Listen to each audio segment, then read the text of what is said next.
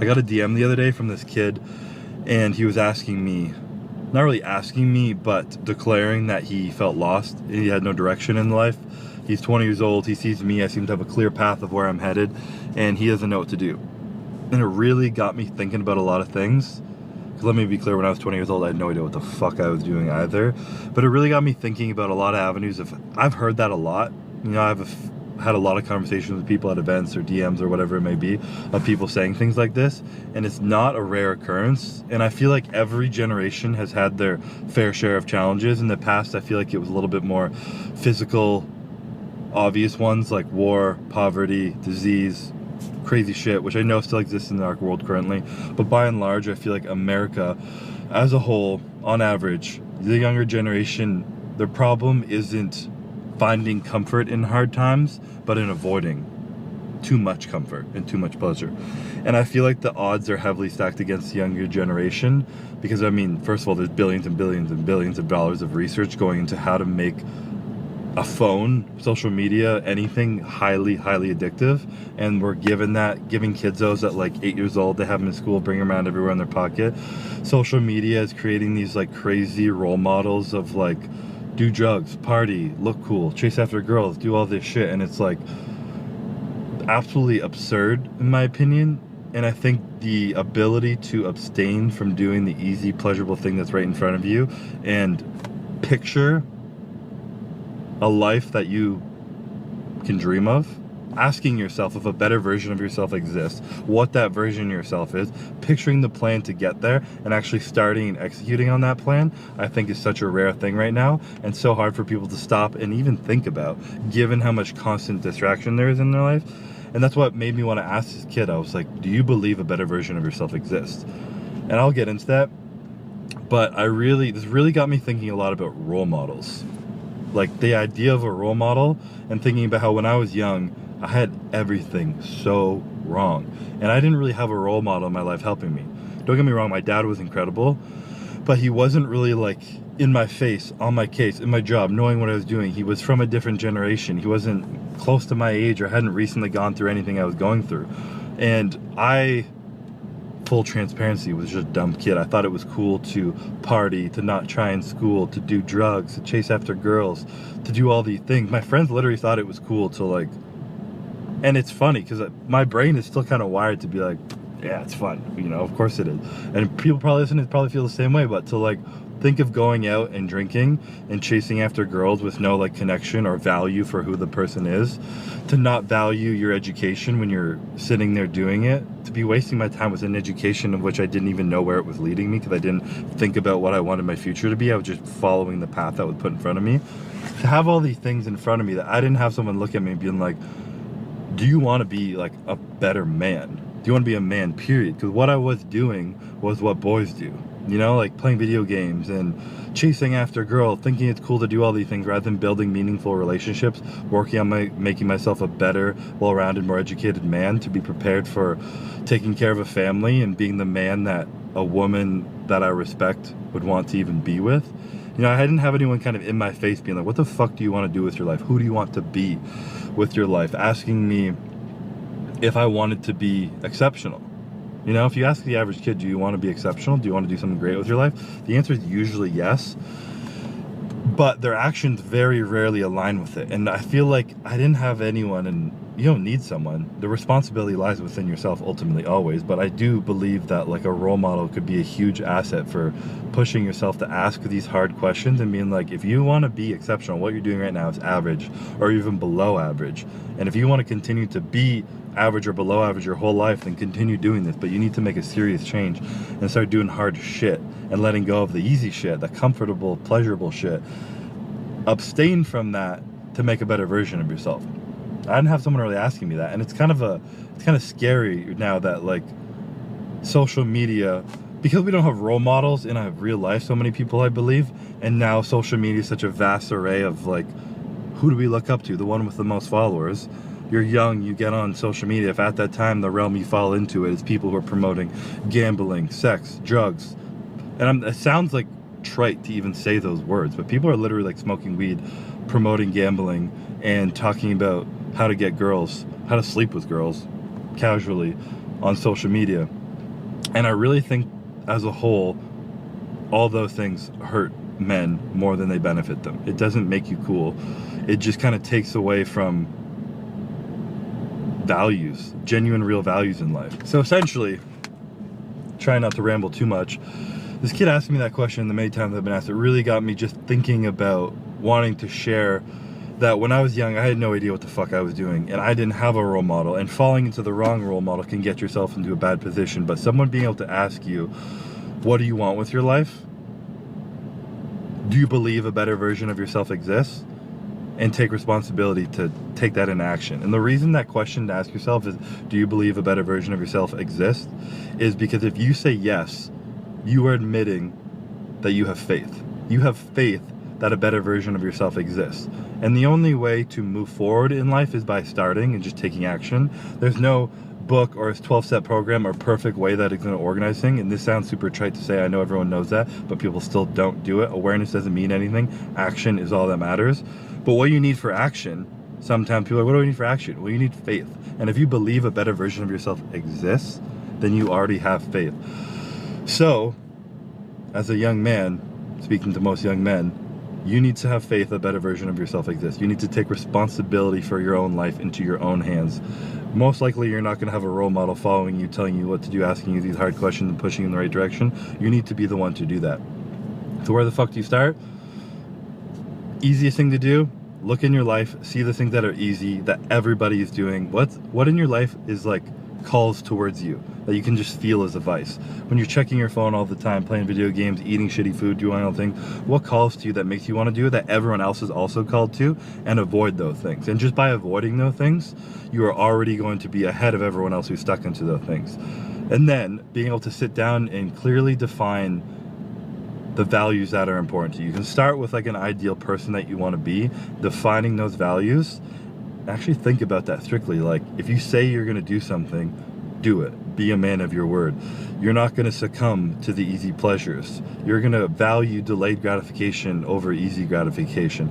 You're going to respect every single person that you meet. You're not going to lie. You're not going to bullshit. You're going to work hard. If you're going to do something, you're going to do it with intention rather than half-assing it and just be like, oh, at least showing up's half the job. Like, you need to declare how you want to show up into the world, and then stick to those things and just start taking action. And the first bit of action sometimes is just removing the pleasures, starting to do some hard shit. And that's also why I really love the gym, because the gym requires discipline. Choosing what you put in your mouth versus what you don't put in your mouth requires discipline. Going to the gym when you're tired and working hard requires discipline. And when you show your mind what your body can do by doing hard things and the progress that comes from that, it gives you a bit of momentum where you can start to see and think about things more clearly and start applying that same discipline to other areas of your life. None of it might make sense in the beginning, but I truly believe if you're at least trying to define your values, if you get them wrong, they'll evolve. If you create a path for yourself and you go the wrong way, you will still learn, and then you can create a new path from what you've learned there. But if you're just sitting down, absorbing comfort constantly and not taking action, you're going to go absolutely nowhere. So realize that you already have faith in yourself. Take responsibility for your own life, because no one's going to take it for you. Define who you want to become, the values that are going to get you there, and just start by doing something. That's all I got to say. And then the rest will come. I promise you. If you guys actually put the right effort into it and you're not spending your time absorbing bullshit, the rest will come. With all that being said, my AC is starting to die on me in this car, and it is fucking hot as shit out. And I'm sitting outside my gym ranting before going to work out. So it's shoulders and arms. It's beautiful Saturday. I may have some French toast after this workout. So if you bared with me through this rant, let's go work out. Alright, so I don't know how long I just ranted in the car. So I'm gonna jump into this workout. I'm still doing really high volume giant sets. Built a bunch of strength, doing a shit ton of volume. This is why programming is so important. I really think that the biggest cheat code of training is having proper periodization to not plateau, where you can hit different stimuluses so that the muscle can keep getting different stimuluses, continue to grow, not hit plateaus. I said I wasn't gonna rant, and here I go. So shoulders and arms today. I got a giant set to start with a bunch of, oh wow, this is gonna be a lot. Damn. Shoulder giant set, tricep giant set, bicep giant set. Wish me luck.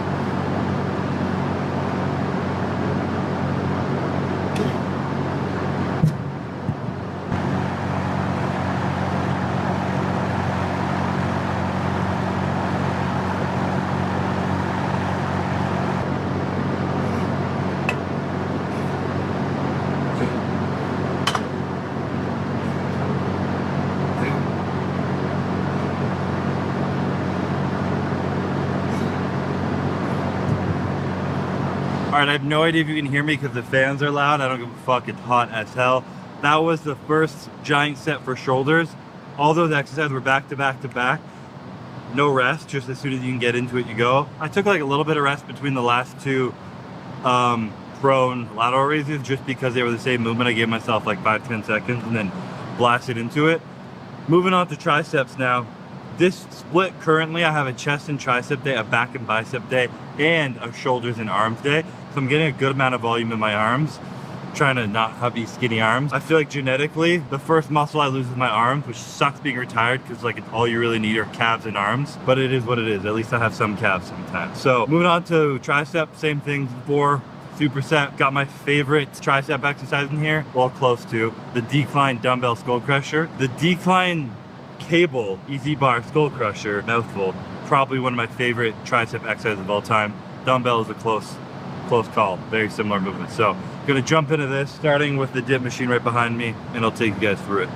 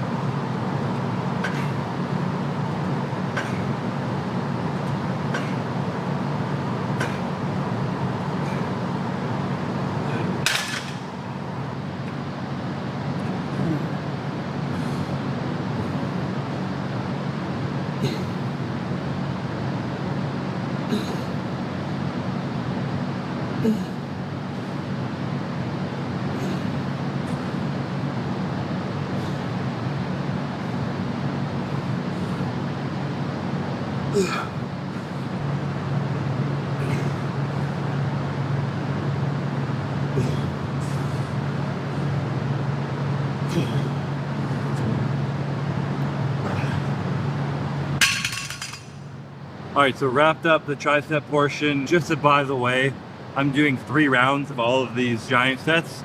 So 4 times 3 is 12 times 3 is 36. I'm not good at math, but 36 working sets in this workout. And obviously, given that they're supersets, they're not at full intensity, of which I were to take 60 to 90 seconds in between. So the capacity is less, of course, but still it's a fuck ton of volume into the arms right now. And this isn't something to do all the time. There's an intention that this is part of the program for like 2 weeks. This is blasting in high carbs in my diet the next couple weeks, and then back to regular programming. So with that being said, gonna jump into biceps. I don't have a proper preacher curl flat bench, so I'm gonna try and not hit my arms here. Lock it in and get the rest of my arms pumped.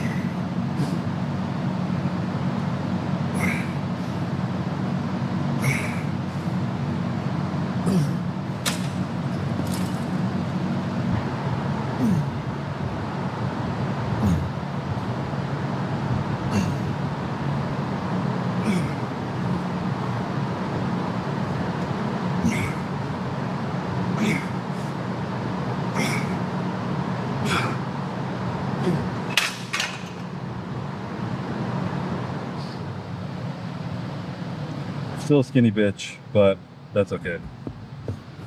Just wrapped up this quite high volume workout with a success. This is a pure Saturday workout. If you love volume, if you love lifting weights, and you want to get in 36 sets of arms, this is a beautiful way to do it on a Saturday, because there's no other time where you have enough time to do this kind of bullshit. And if you're lucky enough that your gym is actually slow enough to do that many giant sets, then God bless. That's probably the biggest restraint when it comes to public gyms. But that's why when we were doing a lot of the programs in standard, we had to, a few of the programs have some pretty extensive supersets in them, but we minimize them as much as possible, understanding that most people aren't in a rather empty gym. So with all that being said, I've been here for way too long. Bradley's nap is about to wrap up and it's Saturday, so it's family time. So I'm gonna head home, get some food in me, fuel up on carbs, because I need those to shuttle into my biceps so I'm not a skinny bitch anymore. That's it. What are you making, dude? Making you some sourdough French toast with turkey bacon. There you go, my love. Hit it. All right, so post-workout, French toast. Courtney's famous French toast. We haven't started a tradition yet because Bradley's not old enough, but hopefully one day our kids are old enough where they can just eat whatever dad wants on a Sunday morning, and this can be what we do. So a couple pieces of sourdough French toast, because sourdough's a goat. Turkey bacon, and then whatever that stuff is, coconut whip stuff. So probably not a lot of protein in here, but it's all right because I'll head with a shake for breakfast, so we're balancing it out, and it tastes delicious. So going straight to the arms today, make that workout worth it. Damn.